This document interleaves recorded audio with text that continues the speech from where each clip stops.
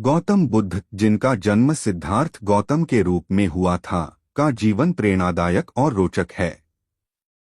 उनके बचपन और युवावस्था की कहानी हमें उनकी अद्वितीय यात्रा को समझने में मदद करती है। जन्म और बचपन। एक जन्म। सिद्धार्थ का जन्म लगभग 563 ईसा पूर्व में कपिलवस्तु, वर्तमान नेपाल के पास लुम्बिनी में हुआ था। उनके पिता राजा शुद्धोधन शाक्य गणराज्य के राजा थे और उनकी माता महारानी महामाया थीं। कहा जाता है कि सिद्धार्थ के जन्म से पहले उनकी माता ने एक दिव्य स्वप्न देखा था जिसमें एक सफेद हाथी उनके गर्भ में प्रवेश करता है। यह भविष्यवाणी की गई थी कि यह बालक या तो महान राजा बनेगा या एक महान संत। 2 महामाया की मृत्यु। सिद्धार्थ का जन्म के कुछ दिनों बाद ही उनकी माता की मृत्यु हो गई। उन्हें उनकी मौसी महाप्रजापति गौतमी ने पाला। 3 आरामदायक जीवन। राजा शुद्धोधन ने सिद्धार्थ को बचपन से ही सभी प्रकार के दुखों और कष्टों से दूर रखा। उन्हें भव्य महलों में पाला गया और उनकी हर इच्छा पूरी की जाती थी। उनका जीवन विलासिताओं से भरा हुआ था ताकि वे कभी संसार के कष्टों से परिचित न हों। बालक से युवा। 4 शिक्षा और प्रशिक्षण। सिद्धार्थ को शिक्षा, युद्धकला और राजकाज की विधियां सिखाई गईं। वे अत्यंत कुशाग्र बुद्धि और शांत स्वभाव के थे। उनके गुरु भी उनकी गहरी सोच और करुणा से प्रभावित थे। 5 विवाह। जब सिद्धार्थ 16 वर्ष के थे, उनका विवाह यशोधरा नामक राजकुमारी से हुआ। उनका एक पुत्र हुआ जिसका नाम राहुल रखा गया। 6 दुखों का सामना। राजा शुद्धोधन ने कोशिश की कि सिद्धार्थ कभी भी संसार के दुखों का सामना न करें, लेकिन नियति ने उनका मार्ग तय कर रखा था। एक दिन जब सिद्धार्थ अपने रथ पर नगर भ्रमण पर निकले तो उन्होंने 4 दृश्यों को देखा। एक वृद्ध व्यक्ति, बुढ़ापा। एक बीमार व्यक्ति, रोग। एक मृत शरीर, मृत्यु। एक सन्यासी, त्याग और शांति। इन दृश्यों ने उनके मन को झकझोर दिया। उन्होंने समझा कि संसार में सुख के साथ साथ दुख भी अनिवार्य हैं। सत्य की खोज।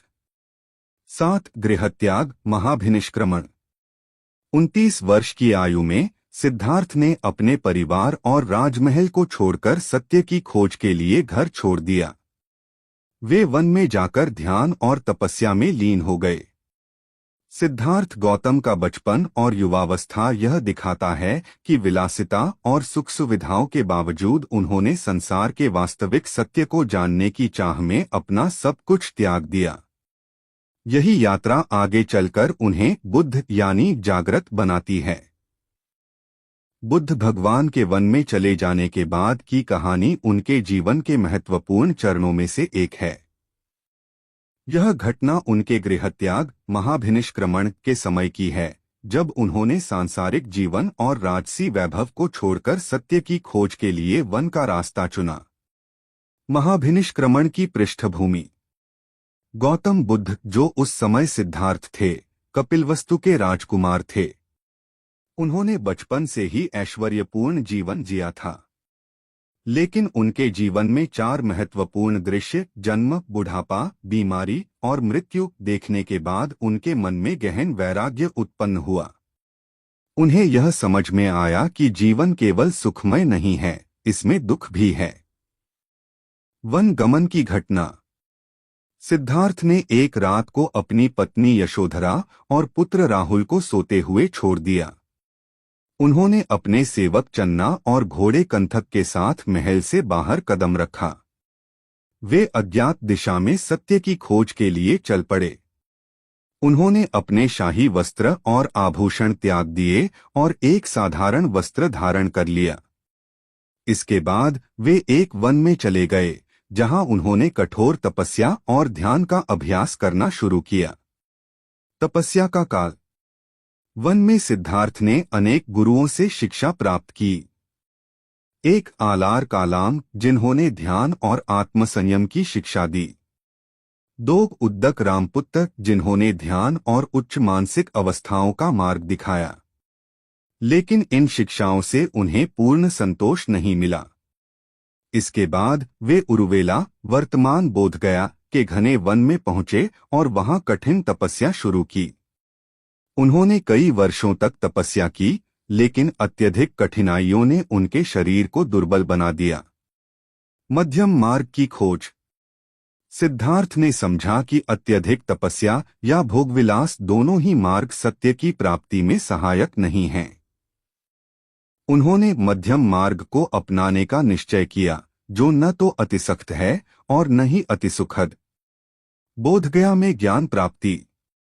इसके बाद वे एक पीपल के वृक्ष के नीचे, जिसे अब बोधि वृक्ष कहा जाता है, ध्यान करने बैठ गए और प्रतिज्ञा की कि जब तक सत्य की प्राप्ति नहीं होगी वे वहां से नहीं उठेंगे।